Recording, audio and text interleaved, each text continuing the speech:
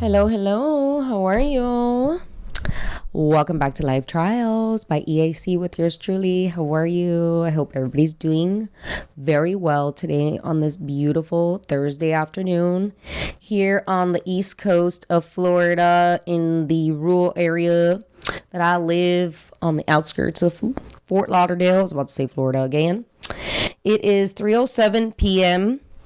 and I just first wanted to make a few announcements before I went ahead into my episode today.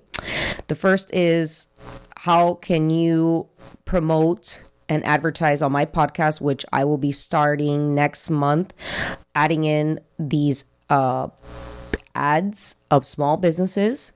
And if you are interested in advertising your business on my podcast, please send me an email.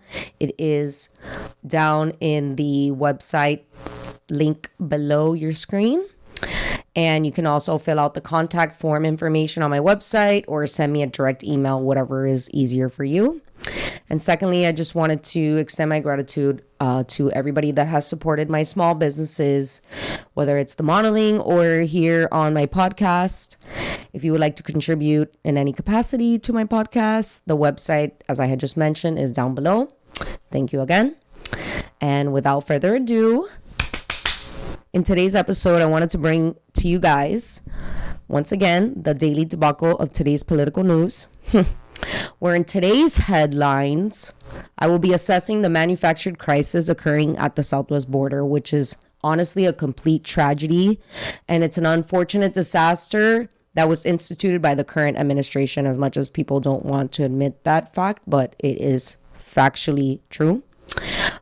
This all obviously began during the last presidential cycle where, the Democratic Party and the Democratic nominees, especially Biden, were insinuating that their immigration policies would surround the idea that it would not be considered criminal if you illegally entered the United States, and pretty much just encouraging migrants to flood the borders once the Democrats seized power.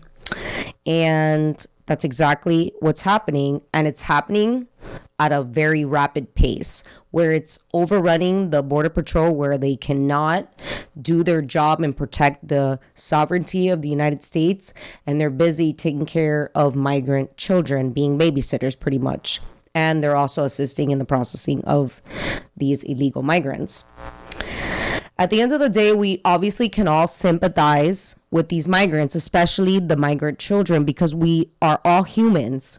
And I understand the sense of tragedy it is for a person to leave everything behind in their home country of origin in order to pursue the American dream. And yes, the American dream is the most beautiful thing on earth that anybody could aspire to attain. As long as you work very hard and you really look direct in that vision, I understand. But if you want to migrate here to the United States, you should abide by our laws and do so the legal way and get in line. Just like there are millions of people waiting to enter the U.S. and become citizens of the United States. And to further provide an insight into my life, just like my grandparents, unfortunately, they, left Cuba in the 1960s after the Castro regime took over Cuba, and my grandparents had to leave everything that they knew and owned behind. And they even made a raft out of palm trees, out of, whatever the hell they had over there in Cuba at that time, and sailed for America. So out of all people, yo puedo entender bien. I can understand perfectly as to what these people are dealing with. But unfortunately, right now, America cannot deal with this situation because of the aftermath of COVID-19, and the unemployment rate only continues to grow, unfortunately, under this current administration, even though they counter that fact. And this massive issue has led for me to ask a variety of questions that I will assess in detail about why this border crisis is really spiraling out of control. My very first question is this a border crisis or a border plan by the Democrats, right? So what I found really interesting was that I was listening to this segment on Tucker Carlson's show last week where he recently had Candace Owens on his show for a segment, which she made probably one of the best intellectual arguments for why this crisis is actually happening, right? And really provided a true, meaningful reasoning insight into why it's really just spiraled so out of control as it is today. So as we all may or may not know, looking at the last presidential cycle, the Democrats no longer have a strong hold over the African American community, as it's very evident as of today, where African Americans, other minority communities, Hispanics, Asians,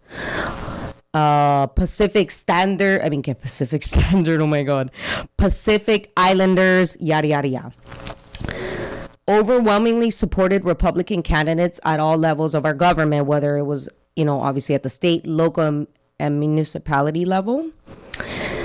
Obviously, this has put the Democratic Party on notice that they can no longer pander to minority communities and will need to work hard to attain such voters, right? Excuse me. But one thing that we all know about the Democratic Party is how they achieve political success, and it's usually done by force and decided on partisan measures, unfortunately. And honestly, one thing that stood out to me during that conversation about what she said during that segment was that Democrats are seeing migrants as their next victim voter. And I said, holy shit, like this makes so much sense, right? Because they can no longer pander to these other minority communities like the African American community, the Hispanic community. To me, I don't know why in America we segregate people by their the color of their skin with respects to voter blocks, whatever, because to me there is no such thing as a minority or majority community. We're all American. But since we're speaking with respects to breaking it down based on voter patterns and basing it on a demographic of people, we're looking at that. So as I was just reiterating, obviously, they see these migrants as their next victim voter because they can no longer pander to these communities. And they just see this next group of individuals that they can victimize as their next, target voter. And how they plan on doing that? By implementing the same failed policies that they forced onto the Black communities over the last 60 years, just like the crime bill that was implemented in the 1990s that incarcerated Blacks at the highest level in this nation's history since Jim Crow and slavery. As we all know, that was done by Bill Clinton and the Democrats, thinking that Black men were predators in the 1990s and incarcerated for many, many years. 20, 30, 40 years where we had the that same administration incarcerate minority communities for drug abuse. And it's really crazy how their policy initiative is just plain clear. Providing free food, free healthcare, free welfare, free housing, free to illegal migrants, right? As they're leaving their life behind in another country. You are providing an incentive saying, we're going to give you free this, free that, free healthcare. You see what was just passed, I think, yesterday in New York City about providing undocumented immigrants or migrants who have been living there. That is a whole separate conversation when we speak about those that have been here for 20, 30 years and they're still not, citizens, and they're not really contributing to the economy itself. That's a whole other subject. But with respects to what is happening right now, providing this incentive to illegal migrants, this is assuring the Democratic Party that these new voters will become Democratic voters. And that in turn will allow for them to retain their political power, which is the ultimate goal here, is to assure that they remain in power for years and years and years to come, even though they really will provide no actual change in any of our institutions in this country. It doesn't fucking matter.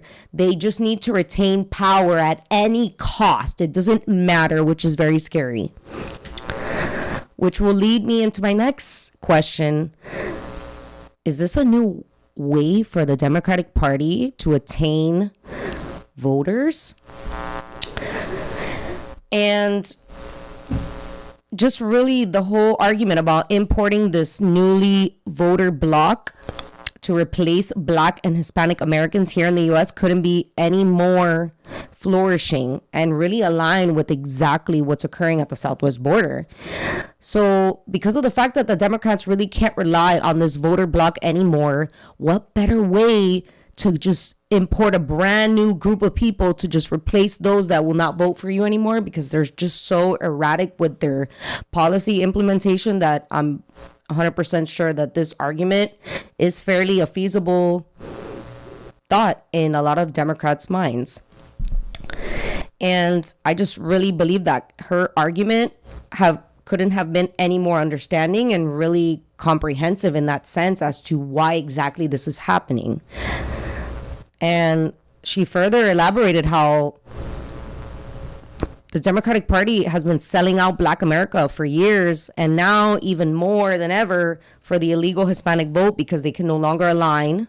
Obviously, the American Blacks, Hispanics that used to vote for Democrats can no longer align with their horrifying policies, because it's just not even common sense anymore. You know, how is it common sense that we're allowing for people to supposedly seek asylum from countries that are not committing genocide? They're not ethnic cleansing. I mean, I've been to some of these countries that people are migrating from, and I mean, I'm not saying that the life there is not the best, but I mean, we might as well just open up our doors to everybody. I mean, what about the people from China, the Muslims that are being,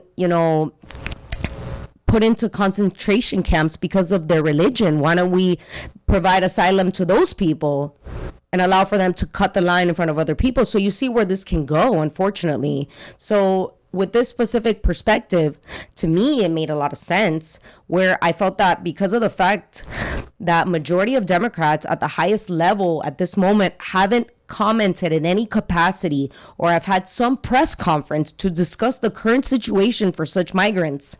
Isn't that interesting? Isn't it interesting, right? How neither the president nor the vice president have visited the border or the facilities that are holding these migrants, right? Which, it's funny how they haven't even commented or criticized the current environment conditions of how these migrants are being held. They're overrun, overpopulated, and it's really just purely COVID infested, and it's going to cause such an outbreak that we don't need this right now. We have veterans on the street dying. We have American families that are going to be left out in the streets. And we're here providing in-person learning to migrant children. And when I heard about that specific, news, where I think it was from San Diego, California, that there was teachers that were volunteering, like, oh, me, I'll go teach them, but can't even teach their own American children. I mean, it's beyond comprehensive about what is really going on here. And it's really scary as to what is happening at the southwest border, and it's disgusting. And I can't even imagine how parents from these third world countries would just sell their own children out in this manner, as many of us have seen on the news in the last few days how there was a 3-year-old and a 5-year-old girl thrown over the border wall, like as if they were just toys, and just go fend for yourself. I mean, I don't know what kind of parent would do this to their own child, but you're obviously not a good parent, and you do not love your children if you do shit like this. Or that 12-year-old boy that was abandoned in the middle of the desert. I mean, it's just preposterous what is going on at the southwest border, and the Democrats are just, they don't care. They want this to happen. This was a plan, it seems. Because how is it that when there was that surge in 2019 where you had Democrat leaders going to the border? I mean, like, Harris was there in Homestead talking about how horrible the Trump administration was to be holding these children in these conditions, yada, yada, yada, yada. And it's funny how the same thing is happening under her watch, under her administration, and she ain't doing nothing. She ain't saying nothing. She's gone cross country, visited other places, went home for Easter. Isn't that funny, right? Like, telling you, these people are a joke. All they wanted in November of 2020 was to seize power. They weren't trying to make better policy decisions that the previous administration did not, whatever. No, it was just about seizing power. And this further leads into my final question, which is, what is going to happen and what is being done and what isn't working right now, right? And it's kind of scary, like very scary. And with such a lack of bipartisanship, I feel is extremely detrimental, and they know it, but they don't care. The Democrats don't care. They don't want any Republican insight because they know that Republicans really don't base their policy decisions on personal feelings or personal understanding. It's more based on those that voted them into power, and those are the policy decisions that need to be made on behalf of the people that voted them into office. For the Democrats, it's like the complete opposite. They do whatever the hell they want once they seize power, and they're like this, fuck my voters. They don't care. They don't give a shit about what their Democratic voter feels and their policy insight and what they want to be done on behalf of their representatives. They don't give a shit. And as we all know, the House of Representatives, on a partisan fashion, passed 2 immigration reform bills that established a pathway to citizenship for illegal immigrants and dreamers. The dreamers, we understand, that's obviously a separate issue, but when we start providing these incentives, that's why the border is completely flooded and surging at a crazy, crazy rate. And I really feel that the problem here is that the legislation was passed largely along partisan lines. And because of that fact, where Democrats wholeheartedly supported these bills and Republicans completely opposed it, there wasn't one Republican vote. There is the biggest issue that we're going to have for time to come. And in my personal and professional opinion, this further has provided an incentive to those to continue to migrate here illegally, leaving the border states in full-blown crisis mode. It's really bad what's happening, especially in Texas. And the crisis of the southwest border will only put this country at a detriment with respects to economic growth on a global scale, especially one that we're trying to compete with China. We keep forgetting about China. We keep forgetting about China here, which has a lot to do with our current issue at home right now regarding COVID. And what a better way for the Democrats to deflect on the issue. The biggest issue that America faces today is fucking China. And what better way for the Democrats to really deflect on that issue than to have now the administration deal with the immigration crisis now having at the southwest border, right? And what's happening because of all these issues in America, we are going to have a generation of children that are going to be disproportionately at a disadvantage on a global scale, academically speaking. And it's mind-blowing that the Democrats are more worried about how they can import a new block of voters. That on its face is preposterous. And I really believe that something is going to happen next year in the midterm elections. Really big time. And you're going to see a lot of Democratic voters voting these people out. Because if they can't take care of their own voter, I mean, it doesn't make any sense. So, as we all know, what's happening today, or what happened today around noon, where you have, President Biden has issued some new gun restriction mandates, which will be the next topic of discussion here.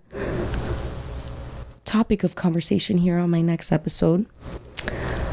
I am really saddened by what's happening at the southwest border, and I really, really feel that the news on the current immigration crisis occurring at the southwest border is an honest tragedy, and there needs to be some reforming of the immigration system in our country. That is a fact.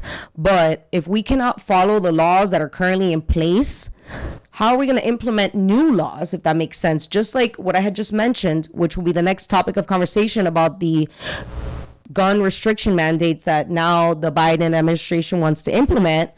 If you cannot follow the laws that are currently on the books, whether at the federal or state level, how will the new laws make any change, is what I'm trying to figure out with these two really dire issues that are very profoundly insurging in this country. And I really think that this is going to cause an uproar, especially next year in the midterm elections. So I really hope you guys enjoyed this daily assessment of the news.